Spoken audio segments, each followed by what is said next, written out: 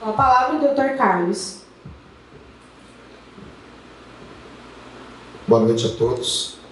Inicialmente, fazer os agradecimentos a toda a gestão pública do município, em nome do prefeito Heraldo, do secretário de Saúde, Marcos, Vânia, né? E a todo o staff. E também, além do agradecimento, parabenizar, porque a gente sabe que fazer gestão em saúde, acho que é a parte mais difícil que tem na gestão pública. E fazer gestão é fazer o que a gente está fazendo agora, é levar informação. A falta de informação é uma doença. Então a informação faz parte do tratamento, da conscientização dos nossos pacientes.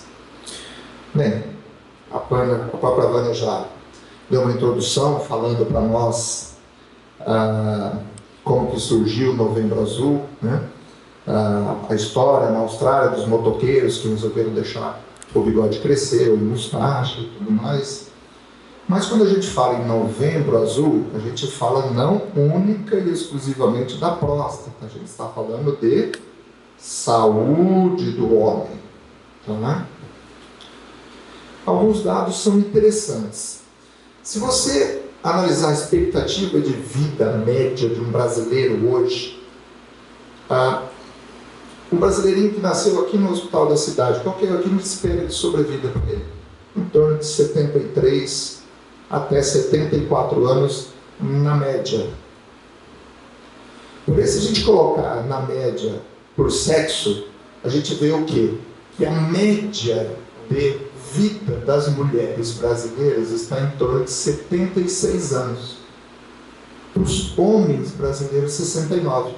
Por que tem essa diferença? Por que os homens vivem menos do que as mulheres? Será que isso é algum fator hormonal? Será que é o fato de que o homem ele se expõe mais aos riscos, quer dizer, é ele que sai para trabalhar, é ele que sai no campo de trabalho, ele se expõe mais a acidentes, né? Qual é a causa porque o homem vive menos do que as mulheres? Porque os homens procuram menos a assistência médica. Os homens são mais indisciplinados no cuidado da sua saúde. Essa é a grande razão. É por isso que a gente está hoje aqui, é por isso que a gente está tentando fomentar a informação para que as pessoas, os homens, no caso que a gente está falando, possam promover a sua saúde. Bem, mas, tá? Eu vou só pedir desculpa aqui, porque esse é um slide que a gente dá em algumas palestras. No estado do Paraná, alguns estados elegem, por uma questão administrativa, determinados meses. No Brasil, no estado do Paraná, existe a divulgação e a promoção também do Agosto Azul. Tá? Mas, vamos ver ali, Novembro Azul. Tá? Então é o mês de promoção, o mês de novembro, é o mês de promoção de saúde do homem. Mas o que é saúde? A definição de saúde é muito ampla. Você pode falar sobre a saúde mental, sobre a saúde física, sobre a saúde financeira. É um somatório de fatores que pode ter como determinante final um bem-estar. Mais objetivamente, o que a gente está tratando aqui é do bem-estar físico. Tá? Então, existem alguns cuidados que eu vou chamar de básicos, que é isso que a gente acaba encontrando nas unidades de saúde dos nossos municípios, que são os cuidados com as doenças mais comuns, né? Como o quê?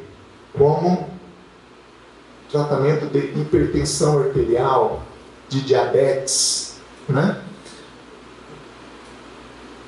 São duas doenças extremamente prevalentes, são duas doenças silenciosas, são duas doenças que, se não cuidadas e tratadas, causam uma morbidade, uma mortalidade muito grande na nossa população. E a gente sabe que existem N campanhas de cuidados com relação à hipertensão e diabetes. Então, quando você fala em Novembro Azul, a gente está falando disso, intensificação de programas para diagnóstico e controle de hipertensão arterial. Quando a gente fala de Novembro Azul, a gente está falando de políticas de incentivo ao abandono de vícios. A gente sabe hoje que alcoolismo e tabagismo, né, são as duas maiores causas evitáveis de câncer, de doenças que levam à morte dos homens. Quer dizer, isso aqui são causas evitáveis. Falar de Novembro Azul, a gente está falando de incentivo a mudanças no estilo de vida. Por exemplo, né, você fazer atividade física, né? O sedentarismo é uma das principais causas, é um grande fator de risco para as doenças de obstrução arterial crônica, né? Infarto, AVC, as doenças cardiovasculares.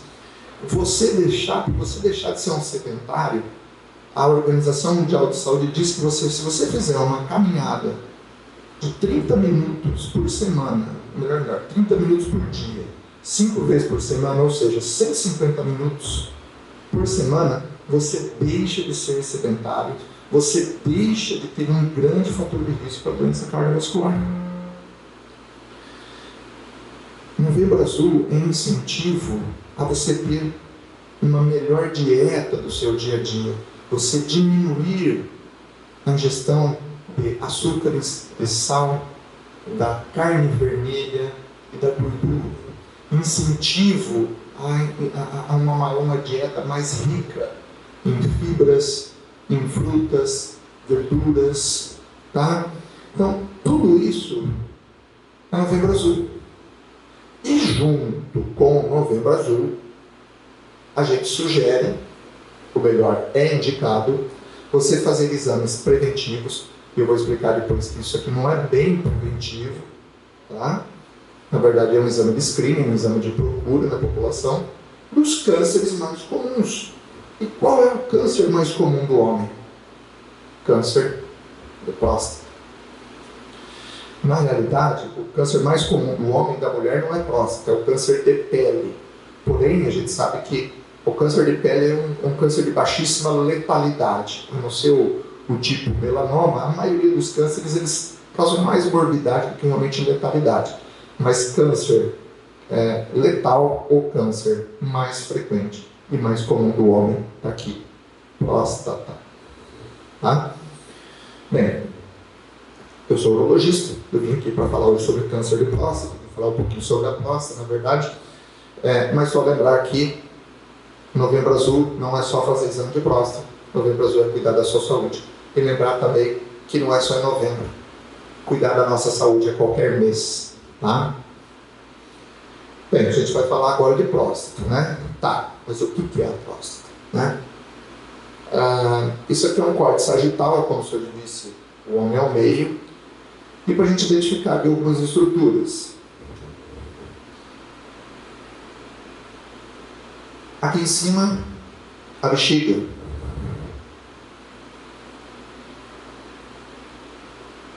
Eu estou com um pouquinho de dificuldade aqui, eu vou pedir para você pegar uma outra.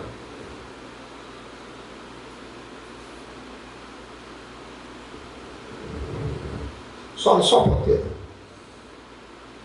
Isso ali, pronto. A gente já. Aqui, ó. Bem, o que a gente tem aqui em cima? A bexiga, tá? A bexiga nada mais é do que? Porque é um reservatório de urina. Os rins lá em cima produzem urina, ela é produzida constantemente e ela vai sendo acumulada nesse órgão de armazenamento. Então, o que é a bexiga? A bexiga é um órgão de armazenamento. A bexiga, ela elimina a urina através de um canal, que eu estou passando aqui a luz, que é a uretra. A uretra é o canal de eliminação da urina. Nesse ponto aqui, a gente vai ter o pênis, mais ou menos aqui nessa altura, onde ele é eliminado. Cadê a próstata? A próstata fica bem debaixo da bexiga. Ela tem mais ou menos o tamanho de uma noz, pesa em torno mais ou menos de 20 gramas, e ela tem uma característica anatômica muito importante. A uretra, ela perfura a próstata bem no seu meio. É por isso que os problemas prostáticos cursam com problemas urinários. Porque normalmente todo problema prostático pode causar alguma dificuldade, uma ardência, algum tipo de sintoma urinário. Agora é o outro para mudar. Bem, mesmo desenho, tá? A gente tem aqui em cima a bexiga, aqui é a uretra, tá? Aqui é a nossa próstata, tá? E por que serve a próstata? Dá para viver sem próstata? Dá. A próstata tem uma única e exclusiva função: produção, auxílio na produção do ejaculado, auxílio na produção do esperma. Quando o homem ejacula, todo aquele volume de líquido que sai, em torno mais ou menos ali de 60% até 70% daquele volume é produzido na próstata. O restante é produzido nas vesículas seminais, que são órgãos que estão por trás da próstata, horizontal, né? E também pelos testículos, né? Na realidade, a próstata tem uma função reprodutiva. Ela produz, ela ajuda na produção então do líquido do ejaculado, onde mais de 50%, 60%, 70% dela, do volume dela é dado pela próstata. A gente tem as vesículas seminais atrás e o restante vem lá dos testículos, tá? Dá para viver sem próstata? Tranquilamente, tá? Só que a pessoa que não tem próstata não vai ter função reprodutiva. E é importante a gente salientar aqui: próstata não tem relação nenhuma com potência sexual, tá? Potência sexual é dada por outros fatores. Claro que alguns tratamentos, principalmente para câncer de próstata, podem influir na potência sexual, mas não existe uma relação causal diretamente de potência sexual com próstata.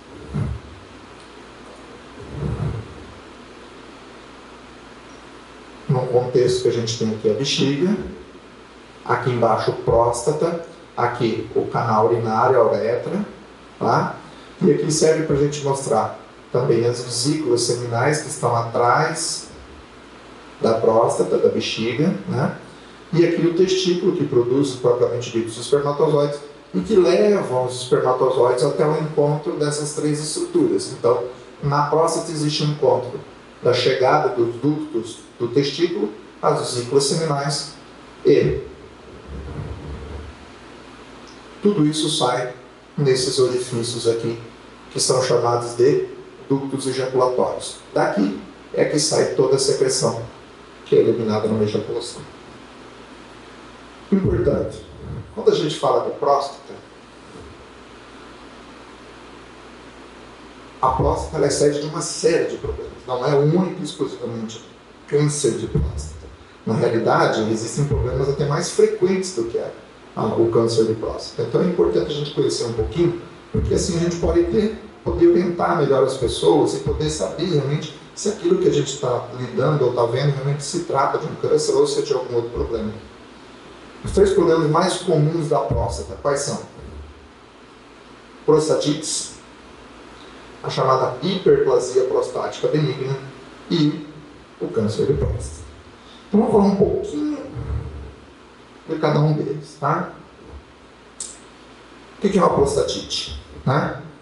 Prostatite nada mais é do que uma infecção. Normalmente ela é bacteriana, que acomete a próstata. Normalmente essas infecções, elas se dão por germes que coexistem na nossa região perineal e que por algum motivo qualquer, ou até por falta de higienização, aquela bactéria consegue adentrar o canal urinário, a uretra masculina, ela sobe e se instala na próstata. Tá? Isso é uma infecção normalmente aguda. São sintomas extremamente agudos e intensos. Então são pacientes que apresentam o quê? Febre alta, muita ardência para urinar, queimação, frequência urinária altíssima. Né?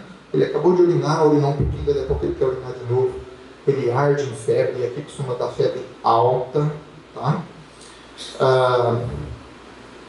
Só fazendo um adendo aqui para vocês, tá? Toda vez que a gente tem uma infecção de algum órgão, é uma regra geral assim: infecção de órgão maciço, inteiriço, que não tem luz no seu interior, tem febre. Ou seja, a próstata é um órgão maciço, infeccionou, febre alta. Rim é um órgão maciço, dá febre. Pulmão é um órgão maciço, dá febre. Porém, Bexiga, não, é um órgão com luz. O intestino, o estômago, são órgãos sem luz, com luz, sem, não é maciço, não dá febre. Então, toda infecção com febre, pense, é uma infecção do órgão maciço. Isso é importante na definição de uma infecção urinária. Toda infecção urinária começa por onde? Pela sua porta de entrada, pela uretra. Se é na mulher, ela chega na bexiga. Na bexiga, não vai dar febre. Mas se essa infecção da bexiga sobe para o rim, febre. No homem, infecção urinária com febre, ou a infecção está na próstata, ou ela já subiu para os rins. Tá? São regras básicas, mas, claro, isso é uma regra, não é, digamos assim, não é uma lei, é uma regra que em princípio funciona. Prostatite é comum, tá? O importante é que a prostatite ela é relativamente benigna, né? Nada como o antibiótico, o cuidado que a gente tem que dar pelo menos 2 a 3 semanas de antibiótico em altas doses, tá? Mas costuma tratar e costuma não deixar nenhuma sequela. Mas febre alta com muita ardência para urinar, queimação e frequência urinária alta é prostatite. Olha a próstata como é que fica, toda avermelhada, inchada, né? Sensível, dolorosa, né? A urina passando aqui, parece que está urinando areia. Bem, hiperplasia prostática benigna, talvez a situação clínica mais frequente, mais comum relacionada à próstata. O que é isso daqui? A gente sabe geneticamente que todo homem, a sua próstata vai crescer. Isso é genético, isso é fisiológico. Uns, a próstata vai crescer mais, outros vai crescer menos. Outros ela vai crescer antes, outros vai crescer depois. Mas é certo que de todo homem a próstata vai crescer. Bem, essa aqui é uma situação que eu vou chamar de normal. Você tem aqui uma bexiga, a uretra, e aqui a próstata. A próstata abraçando o canal urinário, perfura a próstata. Olha a situação. Tá? Esse aqui é uma hiperplasia muito significativa. A hiperplasia nada mais é do que um crescimento benigno no tecido. Esse crescimento ele não tem células malignas, ele não tem uma condição letal. Nada mais é do que um crescimento por hiperplasia.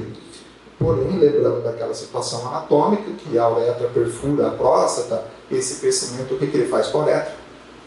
Estreita. Tá? Esse crescimento ele não é agudo, é um crescimento que ele é progressivo, longo, meses, anos, tá? Mas isso leva a uma série de sintomas. O que um homem com hiperplasia prostática vai sentir? Primeiro, o jato. É aquele jato urinário que perde a pressão. Não é mais aquele jatão, né, que vai longe. Ele sente que para começar a fazer xixi demora um pouquinho mais, né? Ele chega no vaso e tem uma que ele chama de hesitação. Ele fica ali alguns minutinhos para o xixi começar a sair. O jato diminui a força, ele não tem mais aquela, além da pressão, né, a própria distância do jato, né? A gente brinca que às vezes o jato urinário parece que vai cair na ponta do pé ou na beira do vaso.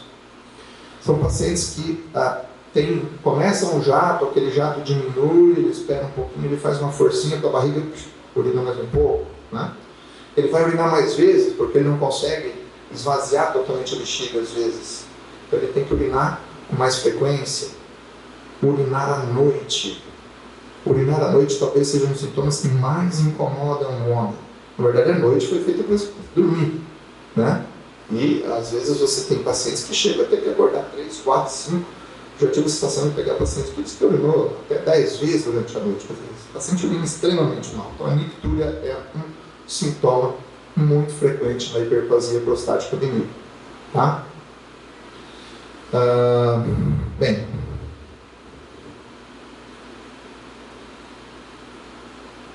hiperplasia prostática benigna pode cursar com alguns problemas, como a formação de cálculos, né?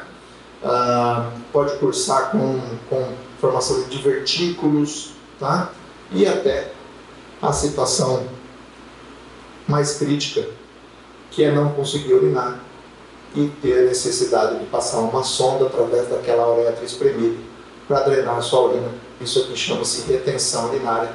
O paciente com hiperplasia e retenção urinária, via de regra, o tratamento é cirúrgico. Lembrando que a hiperplasia prostática tem tratamento, tá? Existe tratamento medicamentoso. Os tratamentos, eles podem, no mínimo, melhorar o sintoma, mas muitos deles, tratados adequadamente, podem evitar uma evolução para que a gente chegue a isso aqui. Porque tudo que a gente não quer é chegar a esse ponto, tá? Mas o paciente com hiperplasia que chega aqui, via de regra, ele precisa fazer uma desobstrução cirúrgica.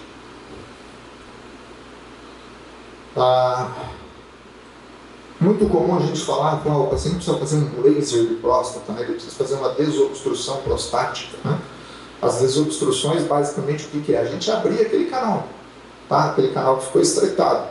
Isso pode ser feito de N maneiras, ou via cirúrgica aberta, mas o que mais se utiliza hoje são as cirurgias endoscópicas. Nada mais é do que você entrar através da uretra com um dispositivo endoscópico, cuja ponta tem um cautério que vai, digamos assim, cortando essa próstata em pequenos pedacinhos que vão caindo dentro da bexiga, que depois são retirados através desse próprio tubo, né? De maneira que você faz uma tunelização naquela próstata, né?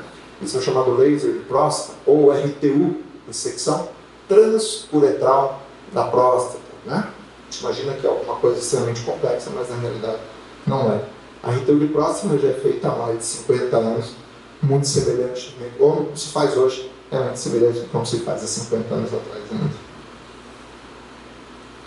Bem, e o nosso assunto principal, câncer de próstata, né? Bem, é o câncer mais comum dos homens. A gente tem esse costume de dizer que é o câncer mais comum, porque na verdade o câncer de pele, que é o mais comum, ele não tem, na grande maioria, sua letalidade, tá? O INCA estima que mais ou menos nós temos 60 mil casos, né, no Brasil todo ano de câncer de próstata. A gente espera em torno de 10 a 15 casos, o risco de câncer de próstata é bem maior. Existem estudos que dizem que, a regra dos 80% dos homens com 80 anos vão ter câncer de próstata. A gente está falando aqui de um número muito grande. Quer dizer, quem que não tem uma avó em casa que está com 80 anos? Quer dizer que ele tem 80% de chance de risco de ter um câncer de próstata? Sim. É que na realidade, a gente pode até comentar alguma coisa depois. O câncer de próstata hoje, ele é identificado como uma doença de dois grandes espectros.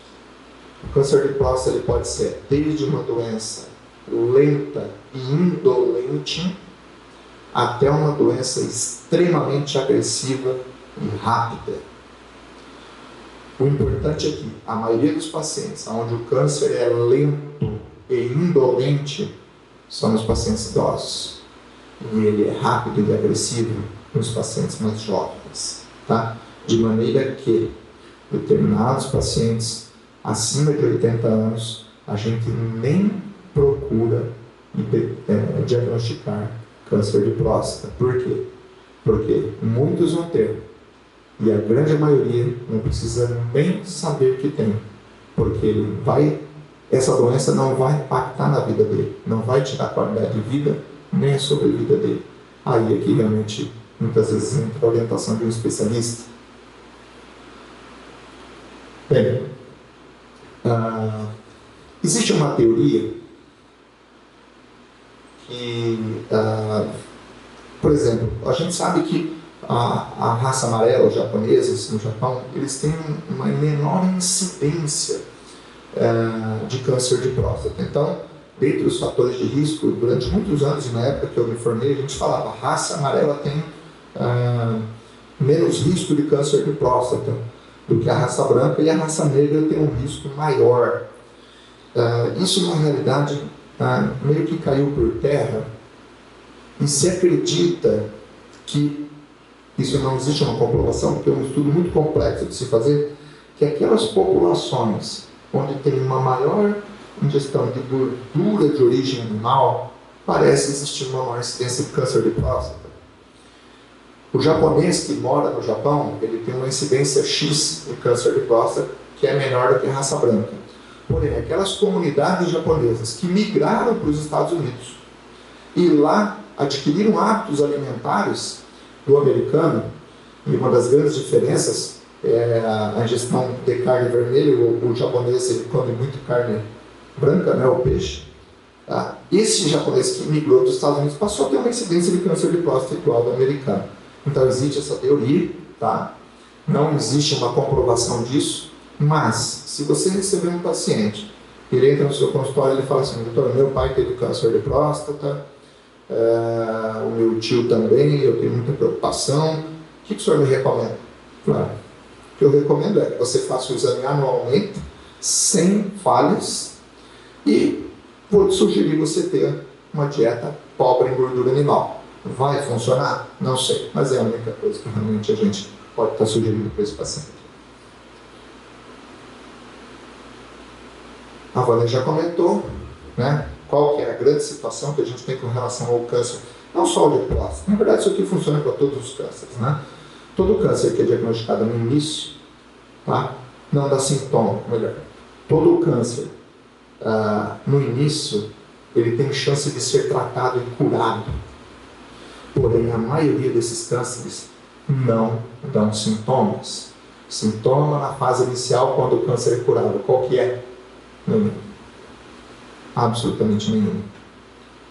Sabe-se que cânceres de alta incidência populacional é indicado o que a gente chama de exames de screening, exames de varredura, ou seja, você elege uma população de risco e você vai, com exames, você vai buscar o câncer na sua fase inicial. Então, quando a gente fala que o exame ele é preventivo, na verdade não é preventivo, porque ele não previne nada, na verdade ele é um exame de rastreamento. A gente pega aquela população geral, elege aqueles pacientes que a gente acredita que podem ter um risco maior de ter o câncer, e vai fazer os exames periodicamente em busca do diagnóstico de um câncer inicial. Mas ele vai prevenir alguma coisa? Não, não vai. Tá? Mas, classicamente, ele é chamado de exame preventivo. E o que é o chamado o screening? Como é que ele é feito? Né? Quais são os exames que a gente utiliza para poder fazer essa busca na população em geral? Né? Basicamente são dois. Tá? É o toque retal e um exame, hoje, acho que todo mundo já ouviu falar disso aqui. Né? A gente escuta de muitas coisas, até mulher querendo fazer PSA, né?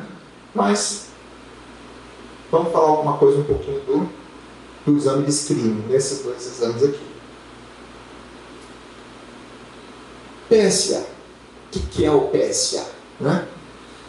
Bem, primeiro que o PSA é uma substância, ela é uma enzima que ela é naturalmente produzida pela próstata.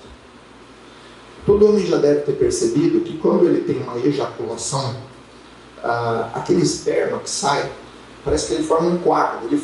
Realmente ele forma um coágulo. Né? E dentro desse coágulo estão os espermatozoides. Isso é fisiológico, isso é normal. Por quê?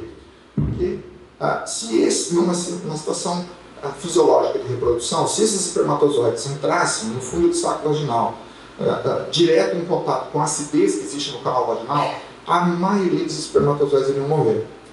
Então, ele forma-se um coágulo, esse coágulo protege os espermatozoides ali dentro, existe a liberação de substâncias que tamponam a acidez vaginal, tá? E em torno de uns 4 a 5 minutos depois, esse coágulo se desfaz. Eu acho que o homem que já teve a curiosidade de ver o ejaculado, ele olha para o ejaculado, está ali bonitinho, se ele voltar dali a 5 minutos, aquilo virou água. Tá? O que é isso? É a quebra do coágulo seminal, é a quebra das cadeias proteicas que fazem o coágulo. E quem é que faz a quebra desse coágulo? É uma enzima. Qual enzima? PSA. Na verdade, o que é o PSA? É uma enzima que é naturalmente produzida pelo nosso organismo, que faz a lise ou a quebra do coágulo seminal. Porém, ela tem algumas características interessantes. Primeiro, ela é produzida única e exclusivamente pela próstata. Somente pela próstata. E existem valores que a gente considera como normal, né? Aqui é uma grande discussão, mas classicamente se utiliza como valores normais em torno de 4 nanogramas por ml, né? E a gente sabe também que 1 grama de um tecido cancerígeno produz 10 vezes mais PSA do que 1 grama de tecido normal. Então, tendo essa informação, a gente começa a pensar o seguinte: quando eu tenho níveis de PSA na circulação muito altos, eu fico pensando, será que eu tenho algum tecido anômalo ali produzindo muito PSA? Então, o PSA, ele é o que a gente chama de um marcador tumoral. O sonho de todo oncologista é ele pegar o paciente, fazer um exame de sangue e falar, você tem esse câncer e você não tem esse câncer. Tá? Isso chama-se marcador tumoral. Não existe marcador tumoral perfeito. Existem, para cada tipo de tumor, existem estudos da sua fisiologia, de como eles funcionam, e tenta-se utilizar substâncias que são produzidas por aquele órgão, por aquele tumor, para se tentar identificar se existe ou não câncer, né? E utiliza-se ele para diagnóstico, para controle de tratamento. E o PSA é um dos mais próximos que a gente tem, vou falar da perfeição, porque ele está longe de ser perfeito, mas ele é uma grande arma que nós temos para identificação, diagnóstico, tratamento e acompanhamento do câncer de próstata. Tá? Mas a gente só precisa entender o que ele é. Tá? Bem, lembrando que prostatite aumenta a PSA? Aumenta. Crescimento benigno da próstata aumenta a PSA? Também aumenta. Número 4 é um número fixo, ele é um número, um divisor de águas? Não necessariamente. Eu, por exemplo, se eu pego um paciente, às vezes, de 75 anos, onde eu tenho uma próstata muito volumosa, eu vou saber que vai ter mais PSA circulante. Então, eu posso trabalhar com 4, 5, até 6. O contrário também, se eu pego um paciente de 50 anos, um PSA de 3, eu já acho que está alterado. Para esse paciente, eu espero um PSA inferior a 2. Então, tudo é conhecimento e interpretação.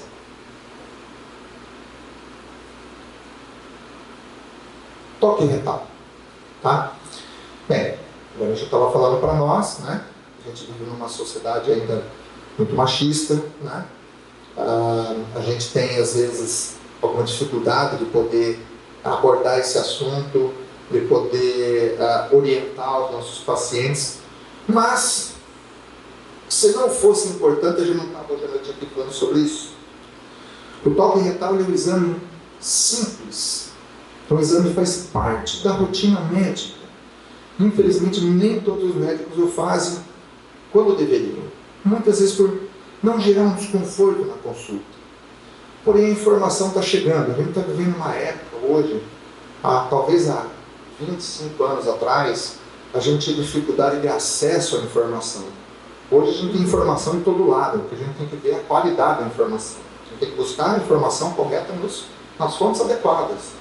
E essa é uma função do gestor de saúde, levar informação. E o toque retal é um exame simples. Com o dedo, o examinador ele consegue tocar toda a porção posterior da próstata, através do reto. Você sente toda a consistência dela. Se ela tem alteração, tem nódulos, se ela tem alteração de consistências, áreas endurecidas. Esse é um exame simples, rápido, de graça, faz parte da consulta médica. Tá? Então, ele é um exame importantíssimo. A gente pode dizer, existiu no começo, quando se queria fomentar a saúde do homem, criou-se até uma campanha do toque que vale uma vida. Eu concordo. E realmente, a gente vai ter preconceito? Ainda existe? Existe. A gente não vai dizer que não. Mas contra preconceito, existe uma única arma: informação. Não existe outra maneira de você combater isso aqui, a não ser essa daqui. Tá? É o que a gente está fazendo hoje aqui. A gente está levando informação às pessoas. Todo mundo, a partir do momento que você tem uma informação que aquilo é uma coisa inócua, que aquilo não vai te fazer mal nenhum, que não ofende a masculinidade de ninguém, que isso ali pode ser um divisor de águas na sua vida, que isso pode mudar a sua vida, pode salvar a sua vida, dificilmente o crescimento ou o envelhecimento. Claro, a gente sabe que existem N cabeças, N maneiras de se pensar, né? A gente sabe que o homem é mais indisciplinado, mas Tudo é uma construção, tá? Aqui a gente faz o trabalho de formiguinha, a gente vem aqui, a gente dá palestra para um número menor de pessoas, mas a gente vai replicar, né, prefeito? Vai colocar isso aí nas mídias, tá? A nossa função é essa, é levar informação. Informação é uma arma, talvez uma das principais armas que uma pessoa pode ter. Uma informação na mão, ela sabe o que ela deve fazer ou não, tá? Informação. E essa é uma função nossa, enquanto médicos, enquanto gestores de saúde. Então, mostra o tamanho, consistência e a presença de nódulos. O que a gente quer quando faz um exame de screening, de preventivo de próstata, né? Primeiro, a gente não quer achar nada, tá? Porém, se achar, o que a gente quer ver? Ou a situação aqui, ou essa daqui, tá? Isso daqui é o que a gente chama de um T1. O que é um T1? É um tumor confinado à próstata, um lobo só, menor do que meio centímetro, tá? Esse é um exame, um especialista consegue sentir um toque retal esse nódulo, não é simples, tá? Mas com experiência a gente acaba adquirindo. Esse é um exame, o paciente não sente absolutamente nada, o toque, uma mão experiente sente, e o PSA pode dar alterado. Lembrando que o PSA pode falsear, tá? Vou colocar aqui uma informação, já que nós estamos aqui. A gente trabalha com dois exames, o toque e o PSA. Essa é uma informação, às vezes, um pouco do especialista, mas assim, o PSA é um exame de boa sensibilidade, mas ele tem baixa especificidade. Significa o quê? No câncer, em geral, ele altera, mas o exame alterado nem sempre é câncer. O toque é o contrário. O toque é um exame de altíssima sensibilidade, mas baixa especificidade, tá? Ou melhor, alta especificidade e baixa sensibilidade. Significa o quê? Se você tocar e deu um nódulo, possivelmente é um câncer. Mas você tocar e não ter nódulo, não exclui totalmente o câncer.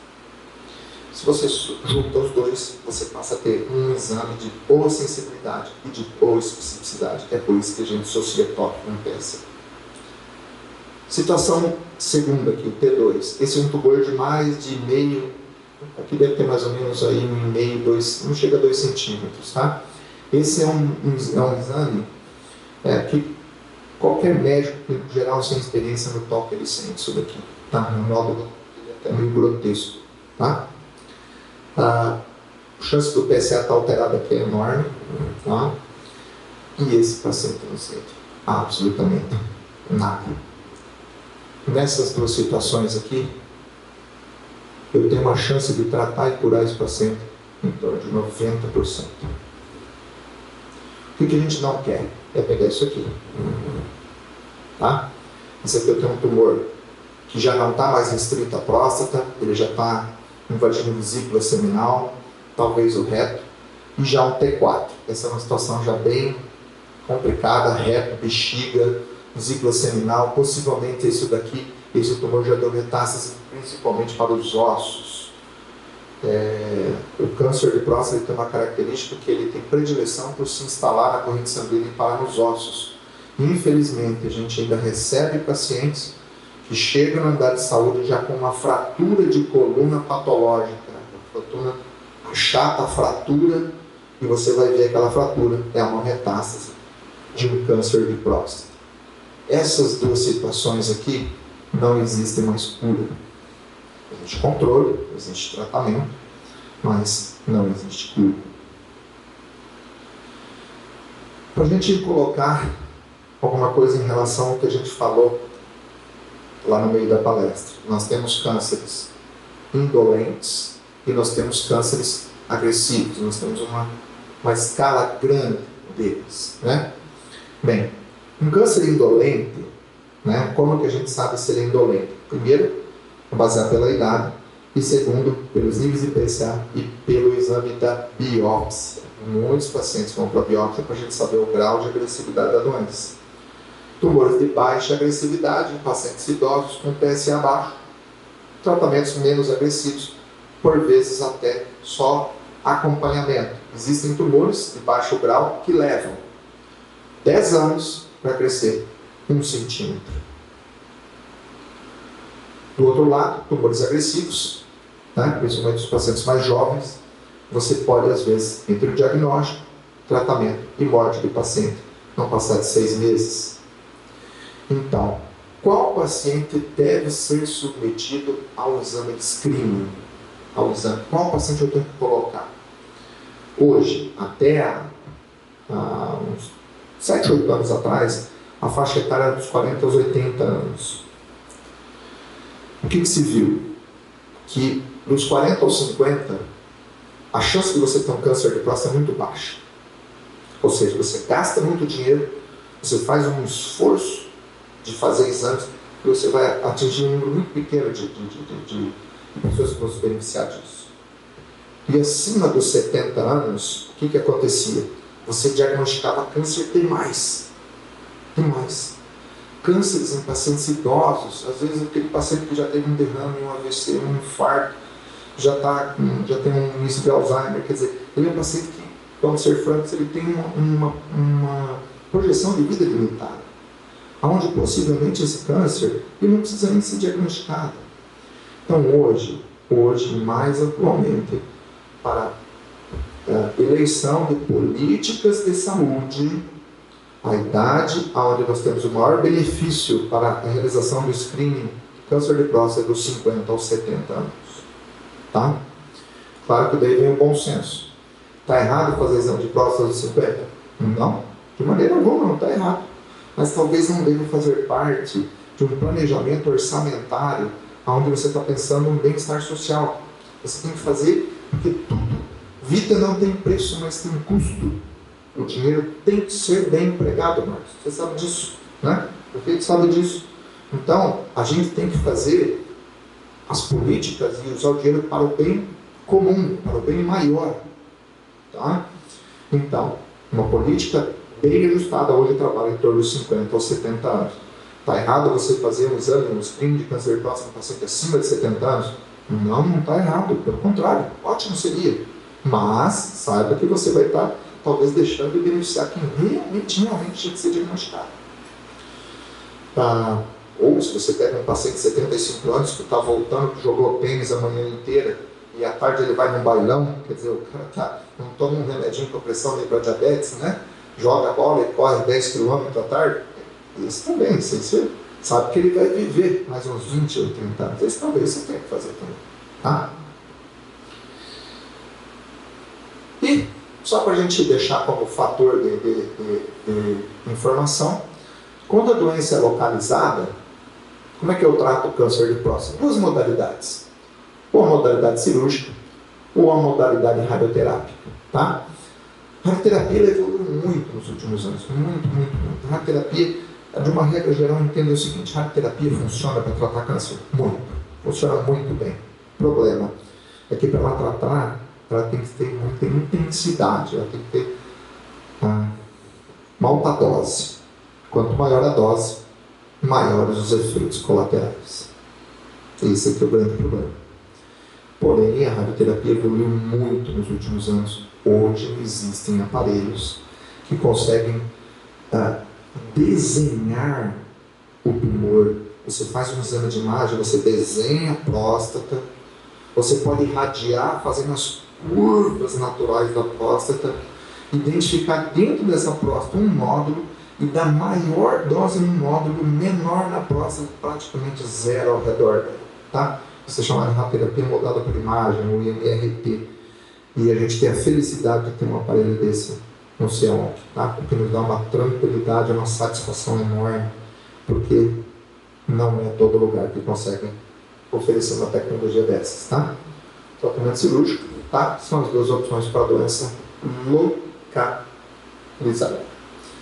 Doença avançada. O que é doença avançada? Ou ela localmente já saiu da próstata, ou ela já foi para os ossos, tá? Aí a gente não pensa mais em curar esse paciente.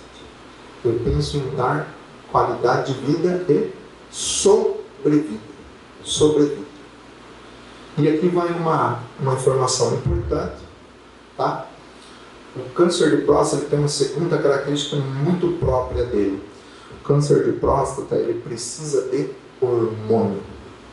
testosterona. O que alimenta o câncer de próstata é a testosterona por muito tempo. Mas a gente sabe que isso, na realidade, ele não é curativo, porque vai chegar um momento em que a própria biologia do tumor consegue fazer a sua replicação, mesmo na ausência do hormônio.